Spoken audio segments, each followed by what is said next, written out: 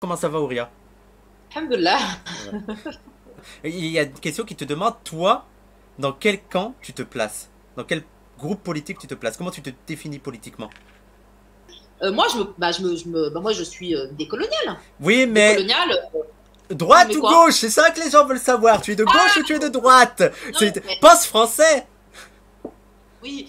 Alors, je reconnais pas le clivage gauche-droite. La gauche, moi, elle m'intéresse pas. Ce clivage historique, je m'inscris pas dedans. Il y a une chose qui pourrait me situer à gauche, c'est que je partage avec la gauche radicale et en particulier l'extrême gauche la critique anticapitaliste. C'est-à-dire que on ne peut pas être décolonial sans être anticapitaliste. Donc, le moment où on se rend compte, c'est sur l'anticapitalisme, Mhm. effectivement, et c'est quand même un socle hyper important. Maintenant, sur tout le reste, je ne suis pas de gauche, je suis décoloniale. Mais l'essentiel étant, à mon avis, d'être anticapitaliste. Les gens attendaient aussi, enfin les gens qui nous aiment là sur le chat attendaient la citation de Sadri. Ah, oui, la citation de Sadri Chiari, qui était l'un des théoriciens du pire, il nous a offert cette formule que je trouve superbe, parce que la gauche est notre partenaire privilégié, elle est notre adversaire premier. Hmm. Après, sur tout le reste, nous, on a développé un rapport hyper critique par rapport à ce qu'on appelle le progressisme. Hmm. On a un rapport critique au féminisme, on a un rapport critique à la lutte des classes telle qu'elle s'est réalisée, c'est-à-dire on a une lecture très critique du communisme, mais le communisme réel, c'est ça qu'il Ouais. faut comprendre. Pas l'idée du communisme, qui est une belle idée, mais le communisme réel tel qu'il s'est réalisé en France dans le cadre de la lutte des classes en France, eh ben on a un rapport hyper critique puisque Hmm, hmm. c'est un communisme qui pour nous a mis sur le carreau les intérêts, enfin les immigrés quoi, les immigrés et Hmm. leurs enfants. Bah, en fait, ce qui distinguerait, parce que on va souvent dire, je dis on parce qu'on était dans le même parti, Ouria, et on est dans le même, on est dans les mêmes médias et tout. Mais ce qui distingue sûrement de l'extrême droite, par exemple, c'est que nous, on va faire une critique du progressisme, mais et tu me dis si tu es d'accord avec moi ou pas. Mais nous, on n'est pas foncièrement. L'extrême droite va être foncièrement anti-féministe, mais nous, on n'est pas anti-féministe.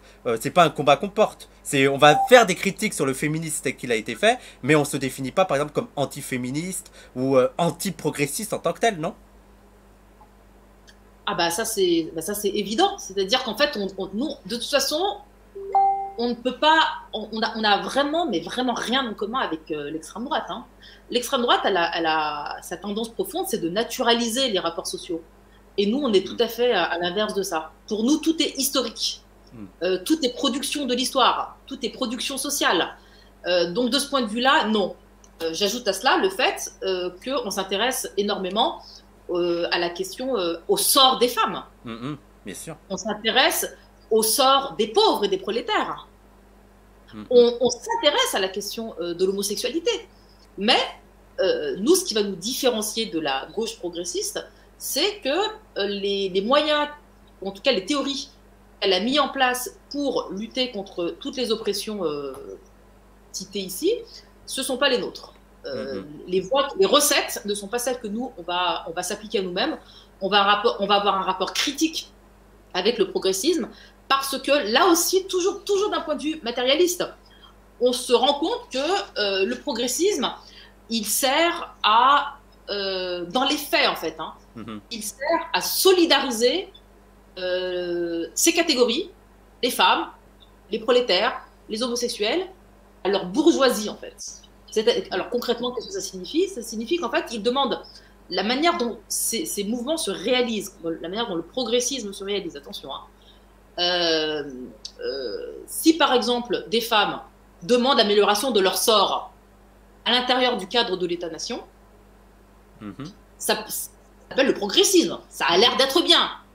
Sauf que ça se fait dans le cadre des rapports impérialistes. mm, mm, D'accord? Si nous, on fait l'analyse que la condition des Blancs, du prolétariat blanc, et vient en partie de la rétribution du pillage du Sud, eh bien, lorsqu'on demande plus de droits pour les femmes en France, une égalité salariale par exemple, ce qui a l'air tout à fait légitime, eh bien ça se fait quand même, et avant tout, sur le dos des peuples du Sud. Yeah. C'est-à-dire que tant que cette relation, elle n'est pas remise en cause, en gros, si le féminisme, tout le féminisme, et c'est pour ça que je parle de féminisme réel, si le féminisme réel était, en même temps qu'il demandait des droits, anti-impérialiste, mais fondamentalement anti-impérialiste, bah nous on dirait, bah, il n'y a pas de problème. Il n'y a pas de problème. Et depuis le début des indigènes de la République, c'est-à-dire en 2005, 2006, 2007, on participait à des manifestations en tant que femmes, je me souviens, les femmes des indigènes, avec des banderoles, pas de féminisme sans anti-impérialisme. Et ça, on peut l'appliquer à tout, hein. Pas d'antiracisme sans anti-impérialisme. Et c'est pourquoi le communisme, pourquoi on est critique vis-à-vis du communisme? Mais parce que il exige, encore une fois, des droits à l'intérieur de l'État-nation, c'est-à-dire qu'en fait, le prolétariat, il est nationalisé, voilà, au lieu d'être international. Voilà. Et donc nous, quand on connaît l'histoire du Parti communiste, on sait qu'en fait, il a toujours systématiquement mis au second plan des revendications et des colonisés, parce que on a la guerre d'Algérie, il a pris fait et cause pour la colonisation. Je suis désolée. Et dans le cadre des luttes de classe ici en France, il a d'abord défendu les classes prolétaires blanches. Alors, c'est tout. Il y a une question aussi qui revenait souvent, c'est est-ce que tu peux expliquer pourquoi tu as quitté le pire? Pourquoi nous avons quitté le pire? Est-ce que tu peux le dire une fois pour toutes? Parce que tu l'as dit sur plusieurs trucs. Je l'ai dit, c'est pas du tout un secret. Hein. Je l'ai dit, on a fini par être étouffé. Alors, en fait, on a été.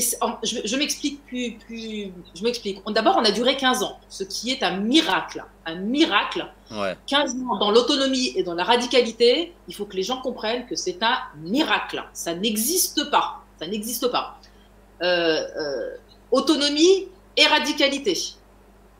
On a évolué pendant 15 ans dans un climat ultra hostile.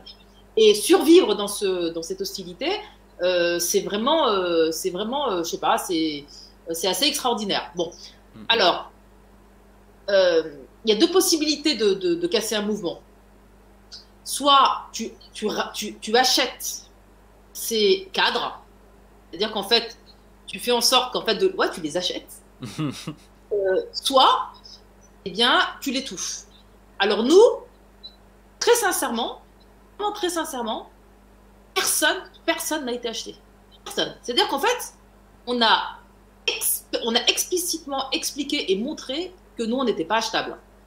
On allait rester sur notre ligne, qu'on allait garder notre autonomie et qu'on allait continuer à développer notre théorie politique. Ça, c'est quelque chose qu'on a tenu jusqu'au bout. C'est-à-dire que je suis pas peu fière de dire que aucun de nous, aucun des militants du pire, aucun des cadres du pire n'a pu être acheté par qui que ce soit. On ne s'est pas laissé amadouer. Regardez mon décor, vous voyez bien que j'ai... Voilà. Quelqu'un qui a acheté vit pas là-dedans. Hein. Comment? Voilà. Voilà. J'aurais été acheté, vous comprenez que j'aurais eu déjà un autre matos et voilà, pas 12 mètres carrés, quoi. Voilà. Et ça n'est pas une peinture de grand peintre, hein. C'est une croûte. Donc je disais, on n'a pas été acheté. Donc l'autre tactique, l'autre stratégie, ça a été de nous encercler, de nous étouffer. Alors je m'explique. Plus nous on affirmait notre autonomie, plus on était attaqué. Mais on n'était pas attaqué par la droite et l'extrême droite. Hein. Pour moi, ça c'est pas, c'est évidemment des ennemis radicaux. Hein. Il n'y a pas de souci. Mais c'est pas eux qui ont fait le taf de nous étouffer. C'est-à-dire qu'en réalité, on a été critiqués. Mais attaqué en particulier par alors disons ce qui représente la social-démocratie, c'est-à-dire tout ce qui gravite autour du PS en termes de médias, en termes d'intellectuels, etc., les républicains, les laïcards. Donc il y a eu qui représente quand même une grosse partie du pouvoir en France, du pouvoir politique, et par toute l'extrême gauche. Par toute l'extrême gauche, par une grande partie de l'extrême gauche. Ouais. Et en réalité, on a été petit à petit rendu infréquentable. À chaque fois qu'on affirmait des positions politiques, qu'on développait, disons, des théories politiques qui choquaient l'extrême gauche, eh bien celle-ci nous le faisait payer d'une manière ou d'une autre. Voilà, la gauche ou l'extrême gauche. C'est vrai mais en fait, tout le problème était qu'en tant que mouvement décolonial, on ne pouvait pas lâcher sur un certain nombre de questions. On ne pouvait pas lâcher. Il fallait qu'on aille jusqu'au bout de la question du philosémitisme. Il fallait qu'on aille jusqu'au bout de la question du féminisme colonial. Il fallait qu'on aille jusqu'au bout de la question du sionisme. Il fallait qu'on aille jusqu'au bout de la question des identités sexuelles. C'était le prix à payer pour une libération du joug d'un certain progressisme.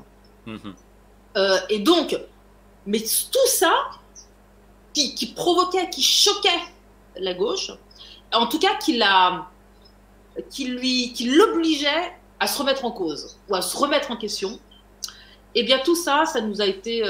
en fait, on a fini par le payer très cher. C'est tout. Et donc, en fait, devenu infréquentable, c'est très simple. C'est très simple, en fait, pour comprendre.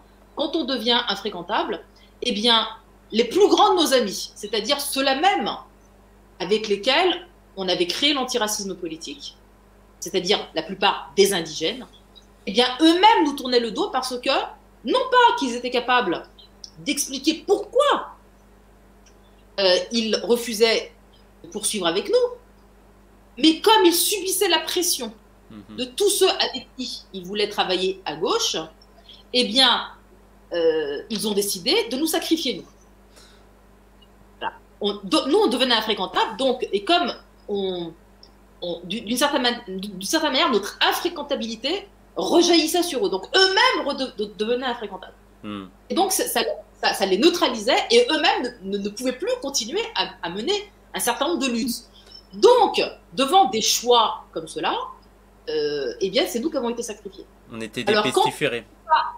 Voilà, on est devenus des pestiférés. Et quand on subissait ça depuis déjà plusieurs années, et ça s'est accéléré la dernière année, ben, on voyait bien qu'en gros, on fait une réunion, on n'a plus personne qui veut se réunir avec nous.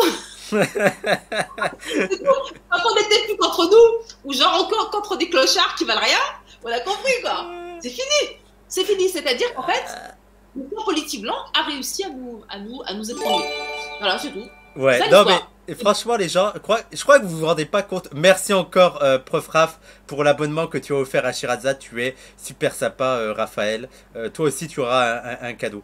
Je crois que les gens vous vous rendez pas compte à quel point on a été pestiférés et à quel point on a été seul à un moment donné où plus personne voulait faire des trucs avec nous, même participer à des émissions de parole d'honneur. Parole d'honneur c'était trop vu comme le pire. Alors, je veux dire. Et on peut compter que sur nous-mêmes, hein, vraiment. Vous vous rendez pas compte que déjà rien que pour partager les émissions, il y a que les gens de PDH qui partagent.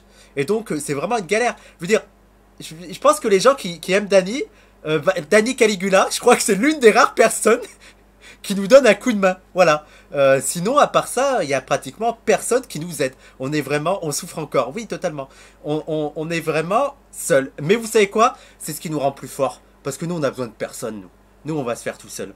Michel Onfray. Les caricatures disent quand même des choses de la réalité. Il faut entendre la douleur de madame. Elle est porteuse. Ce n'est pas une douleur. Bon, d'accord, pas d'accord. Mais je vous propose une analyse. Je ne vous demande pas d'être d'accord avec moi. Moi, c'est comme ça que je l'entends. Vous pouvez ne pas être d'accord avec moi. Vous mettez le mot que vous voulez, mais votre colère, votre douleur, votre souffrance, ce que vous voulez. Bon, d'accord, rien de tout ça, mais voilà. Moi, j'ai ressenti ça. Votre combativité. J'ai ressenti ça. Non plus. D'accord, alors on dira votre lutte. Mais faites gaffe parce que là vous êtes en train de vous discréditer du début jusqu'à la fin. Si même vous refusez les compagnons de route de gens qui vous tendent un peu la main en vous disant qu'ils ne sont pas d'accord sur tout, mais qui peuvent faire un bout de route avec vous. J'ai pas de problème, ce que j'aime pas c'est le paternalisme. Ah, je suis paternaliste aussi, d'accord. Bon, alors on va avoir du mal à se... Enfin, peu importe. Non, mais je vous en Continuez. prie. Alors entendez le discours de madame. Hein madame, je peux Vous pouvez. Ça va. Donc le discours de madame qui représente quand même quelque chose, qui dit quelque chose. Je suis pas d'accord, hein, on est d'accord, l'idée d'une France fasciste, d'une France J'ai pas dit totalitaire. fasciste. Vous avez parlé de barbelés, vous avez parlé de l'Afghanistan L'identité, comme un oui. modèle de démocratie et de Ah la non, France. j'ai pas dit ça non Si, plus. vous avez J'ai dit dit qu'on qu'on faisait la guerre à l'Afghanistan. détruisait des On détruit civilisations, des- des identités Ah oui. afghanes. Oui, d'accord, bon, Bah oui. d'accord. Oui. Les Bouddhas, c'est Je vais finir par embrasser Éric Besson sur la bouche, si vous permettez. Donc, arrêtez. Ça non Si, plus. vous avez J'ai dit dit qu'on qu'on faisait la guerre à détruisait. l'Afghanistan. Attends. Alors, on vient de voir cet extrait. Est-ce que t'es fier de toi, Ouria? Est-ce que t'es fier de toi quand même d'avoir rejeté comme ça Onfray, de l'avoir friendzoné, on dit chez les jeunes, d'avoir friendzoné Onfray? Ouais, non, mais à l'époque, tu sais, bah, nous, contrairement à beaucoup, on savait que Onfray était un islamophobe. Hein. Nous, on l'avait repéré, identifié depuis très très longtemps. Ce que je voulais dire, il y a aussi le côté libertaire. Il y avait aussi ça, il est très anti-religion, et il n'arrive pas à faire les distinctions, il est très dans le mode, faut critiquer toutes les religions. Mais oui, mais nous, même ça, par exemple, ça nous gênait beaucoup parce que pour nous, c'était important. Je veux dire, nous, on avait une approche un peu matérialiste du rapport à la religion. On comprend bien le fait que, par exemple, il y a un rapport problématique du religieux en France et en Europe, en Europe et en France en particulier. Qu'il y a eu une lutte de séparation des églises et de l'État, mais parce que l'église, elle avait un pouvoir oppressif et parce qu'elle était proche du pouvoir. Nous, ce qui nous intéressait, alors par exemple, quand on avait affaire à quelqu'un comme Michel Onfray, qui faisait un espèce de paquet cadeau avec toutes les religions à l'intérieur, comme si toutes les religions fonctionnaient de la même manière, quelle que soit l'époque, quel que soit le temps, tu vois, c'était déjà problématique. Et nous, on disait juste une chose. À l'époque de la répression contre les Juifs, avoir un discours contre la religion juive au simple fait, par exemple, que on avait le droit de critiquer les religions. Non, il y a des moments dans l'histoire où tu dois te solidariser de ceux qui sont dominés, de ceux qui sont opprimés. Voilà, c'est tout. Et en France, on disait, mais un discours contre l'islam aujourd'hui, c'est un discours contre les plus pauvres, les prolétaires de ce pays. C'était ça, en fait. La religion musulmane, c'est la religion de qui? Alors, évidemment qu'on n'aurait pas le même discours si on était en Arabie Saoudite. Tu comprends? Oui. Nous, on dit, en Arabie Saoudite, on a un discours, on peut avoir un discours sur l'islam comme religion d'État. En tout cas, l'islam, ce que fait l'islam réellement. Et en France, on doit avoir un discours sur le pouvoir, sur les élites dominantes. Ça dépend du contexte, quoi. Sur les idéologies qui dominent. Voilà, c'est ça qu'on disait. Ouais. Et donc, précisément, on voyait bien que Onfray, il considérait en gros l'islam comme une religion dominante en France. Voilà. Ouais. Et donc il appliquait à l'islam son anticléricalisme. Ouais. Voilà. Bah, c'était louche pour nous. Voilà. Mais ils le font tous en plus. Hein. C'est quasiment tous. On demandait d'abord, je la trouvais intéressante cette question. Qu'est-ce que tu penses de Kémy Séba? Voilà, je l'ai posé la question sur Kémy Séba, vous arrêtez pas de me saouler. Bah, en fait, d'abord, j'aime pas parler de ce que je ne sais pas. Ça, c'est la première chose. Je suis pas une journaliste de BFM qui dit tout et n'importe quoi sur n'importe qui. Je maîtrise pas son discours pour venir dire du mal ou du bien. Ça, c'est une chose. La seconde chose, c'est que il y a très longtemps, en 2005-2006, il avait été poursuivi, je crois, pour je ne sais quoi. Et je sais que le Pierre l'avait soutenu et qu'on avait été critiqué par l'extrême gauche pour l'avoir soutenu. Mais nous, c'était pas qu'on s'était solidarisé de ses propos dans mon souvenir, c'est qu'on disait, mais parce qu'en fait, il avait été condamné pour racisme. Il y avait aussi des histoires d'antisémitisme, il y avait plein de trucs autour de Kémy Séba, mais c'était il y a longtemps. Hein.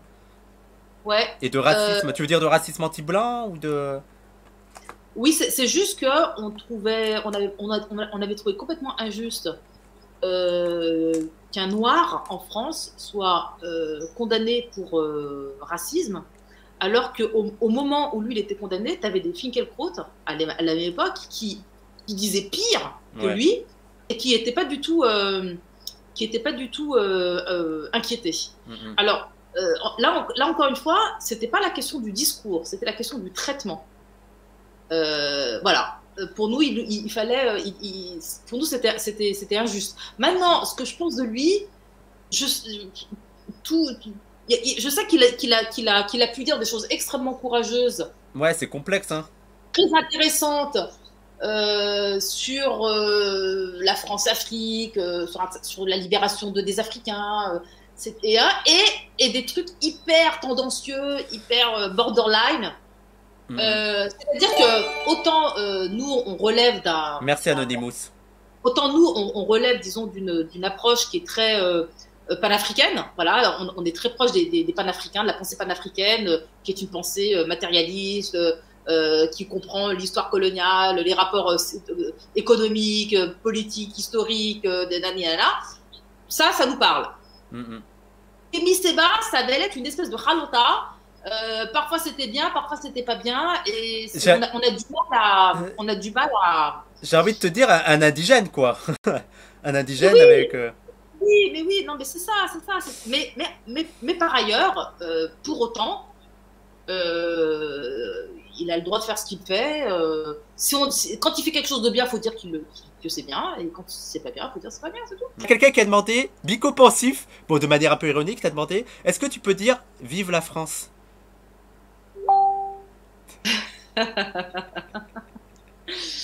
Mais j'ai très envie d'écrire un texte pour dire que j'aime la France. Ah ouais? Ah ouais. T'as changé, hein? Non. T'aimes quoi dans la... Oui, parce que... Dans la veine de l'amour révolutionnaire, il n'y a aucune contradiction. Bien sûr. Avec le fait de critiquer la France et d'aimer la France. Bah ouais. Moi, j'aime beaucoup la France. Non, mais en plus, c'est ça qu'ils comprennent pas. Il n'y a aucune ironie. Mais oui, non, mais ironie. En fait, c'est ça. Je trouve triste, je trouve triste, malheureux, misérable ce qui se passe en France. Parce qu'en fait, il y a ce que tu disais tout à l'heure, l'espèce de guerre civile qu'on sent là, qui est construite tous les jours en fait. Il n'y a aucune raison pour qu'il y ait une guerre civile en réalité. Mais... Puis en plus, il s'imagine que comme on est très critique sur la France en tant qu'État-nation, sur le gouvernement et tout, on déteste la culture française. Alors que les gens, il n'y a pas plus franchouillard que moi niveau musique, ok? Les gens, il faut que je vous avoue un truc, c'est que je suis fan de Eddie Mitchell. Moi aussi. Attends, tu rigoles ou pas? Le cycle des éléphants ou rien? Mais oui, mais vous me mettez une musique de Eddie Mitchell, moi je deviens un dandy comme ça, musique lunettes noires, et je chante du Eddie Mitchell, vous voyez? Qu'est-ce que tu penses de Bégodeau? Moi je l'aime bien, Bégodeau, je l'aime bien. Mais j'aimerais bien qu'il ait le courage de venir parler avec nous. Alors Bégodeau, pareil, ça fait pas très longtemps que je le connais. Je l'ai écouté dans plusieurs émissions. Disons que ça fait à peu près 1 an que je suis un peu ce qu'il fait. Dont celle avec Dany. Tu as regardé l'émission avec Dany? J'ai vu l'émission avec Dany Caligula que j'ai trouvé super intéressante. Et je l'ai écouté intervenir dans des médias, notamment chez TDI. Et à chaque fois, je le trouve super pertinent. Alors, je sais aussi qu'il a une mauvaise réputation. Je ne sais pas trop pourquoi. Dans les milieux d'extrême gauche. J'arrive pas encore tout à fait à cerner pourquoi. On le dit narcissique. Je crois qu'on le dit pas dans une démarche de lutte collective.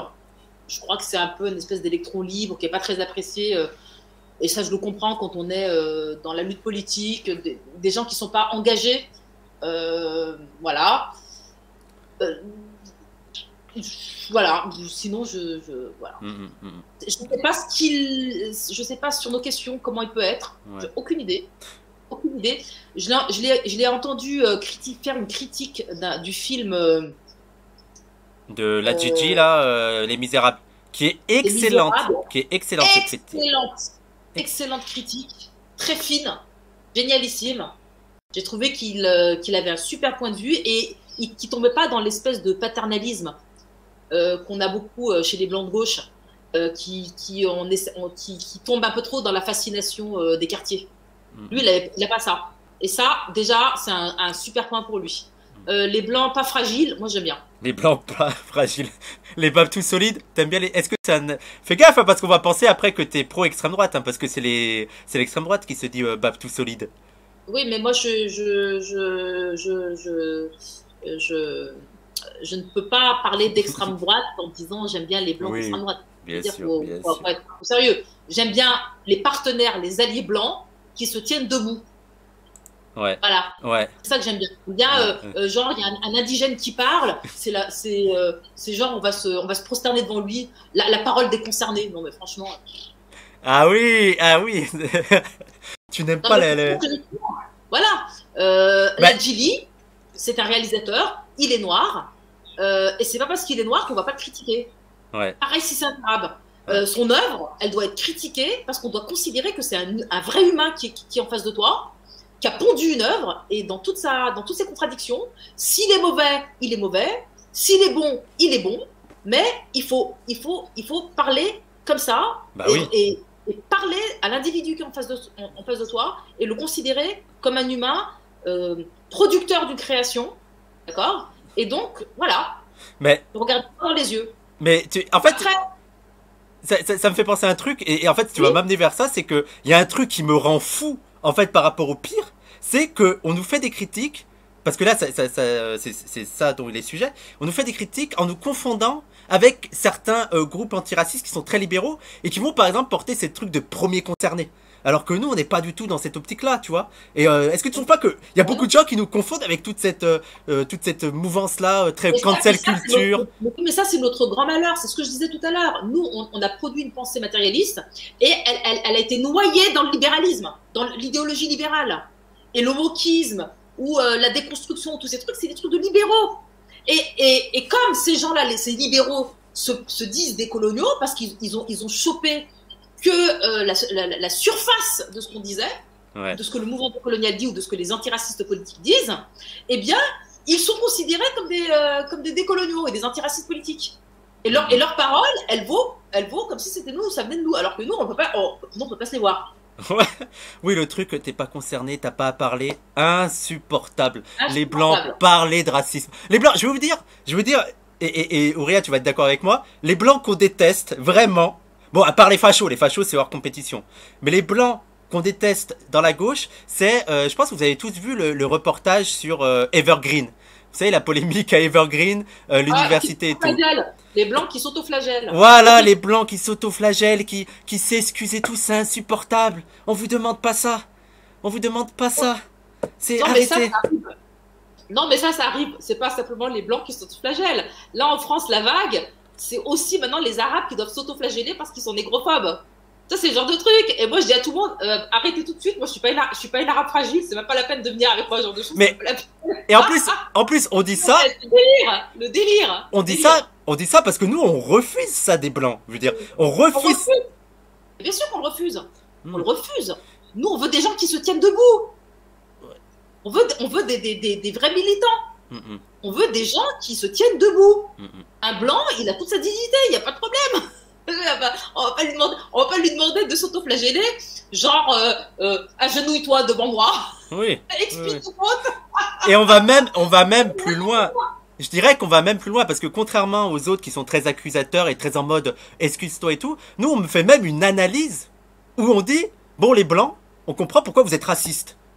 Mais maintenant, si vous voulez que les choses s'arrangent, faut changer les choses. Mais c'est pas en mode ah vous devez le culpabiliser. Non, on comprend qu'il y a des, surtout les blancs de classe populaire, on va le dire. Oui, on comprend qu'il y a des mécanismes qui vous amènent à être raciste. Donc on n'est vraiment pas dans le truc culpabilisateur et qu'on n'attend vraiment pas des excuses ou quoi. Non, mais c'est surtout que ces mécanismes-là, on les reproduit tous. Je veux dire, c'est pas que les blancs les reproduisent. Je les reproduis, tu les reproduis, nous les reproduisons. Bien sûr, bien sûr. Voilà, c'est tout. On est dans les structures, on vit dans les structures qui reproduisent tout ça. Donc en fait, il n'y a pas moyen d'y échapper sur le plan individuel. Oui. Je veux dire, personne n'est au clair sur le racisme totalement. Quelqu'un me dire, ouais, il y a des choses chez toi qui sont, je sais pas moi, tu peux laisser passer des propos misogynes, sexistes, homophobes, racistes, je sais pas quoi. Ben ouais, sûrement. Ben oui, mais après ça c'est tous les délires de la déconstruction. Tu sais par exemple il y a beaucoup le sujet vous n'êtes pas au clair sur ci, vous n'êtes pas au clair sur ça. Mais j'ai envie de dire qui est au clair, qui peut se prétendre au clair sur toutes les questions, tu vois, même inconsciemment. Si je suis féministe et que je suis genre déconstruite, non, que je comprends les mécanismes du patriarcat, ce que je comprends, moi je comprends le mécanisme, c'est que par exemple, je me mettrai plus de vernis sur les ongles. Or, je vais me mettre du vernis sur les ongles. Ah. Je reproduis, voilà, je reproduis la râle. Non mais même inconsciemment on peut avoir des réflexes comme ça, je veux dire c'est ancré en nous, faut pas s'attendre à ce qu'on devienne tous des individus sans aucun préjugé raciste, sexiste. Ce qu'il faut faire après c'est combattre les structures, mais après faut pas s'attendre à être des êtres parfaits. Il y a quelqu'un qui dit j'ai un proche qui vous confondait les décoloniaux et surtout le pire avec Evergreen.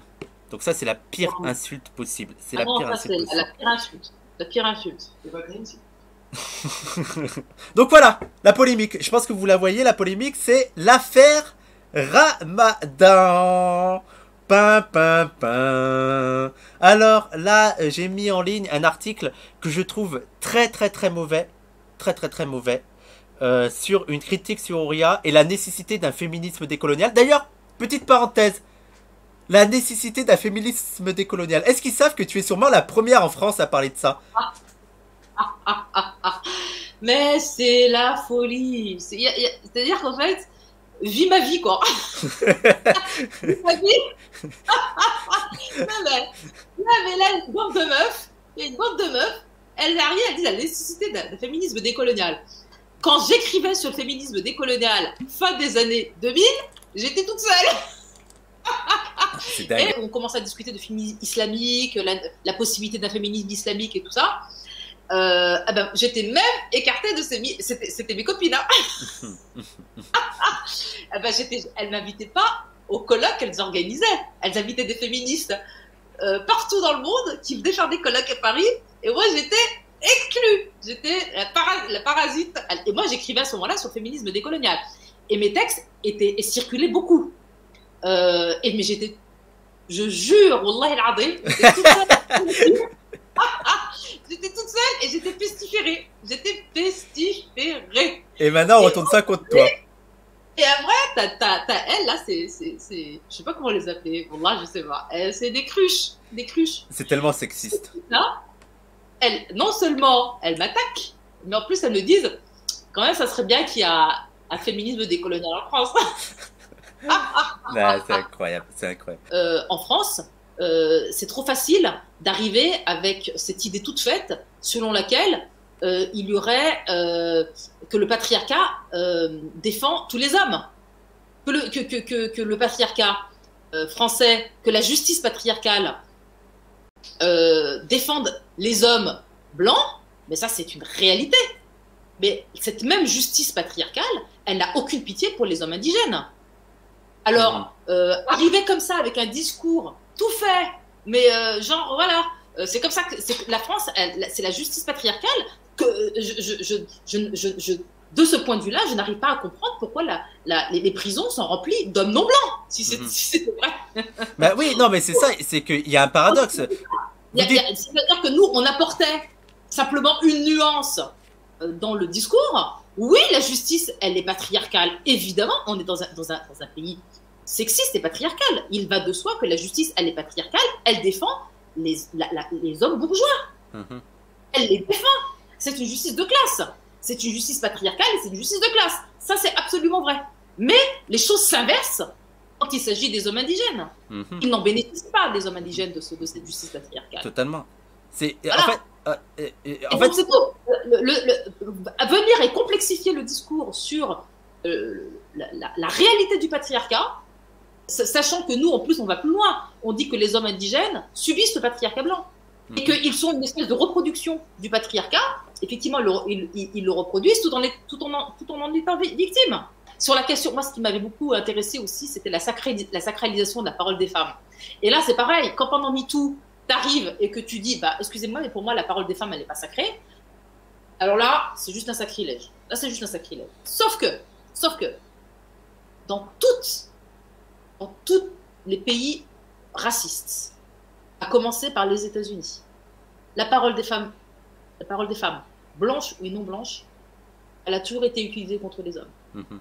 Toujours. Et c'est des femmes blanches qui pouvaient, en accusant à l'époque de la ségrégation ou de l'esclavage, les femmes blanches, elles disaient, il y a un homme noir qui m'a regardé de manière concupiscente. Eh bien, l'homme, il finissait lynché. L'homme finissait lynché. C'est ça. Alors, la parole des femmes, dans des pays structurellement racistes, elle ne peut pas être sacralisée.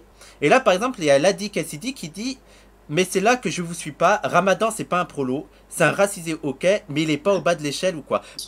Faut pas, oui, j'allais dire, mais faut pas avoir la mémoire courte.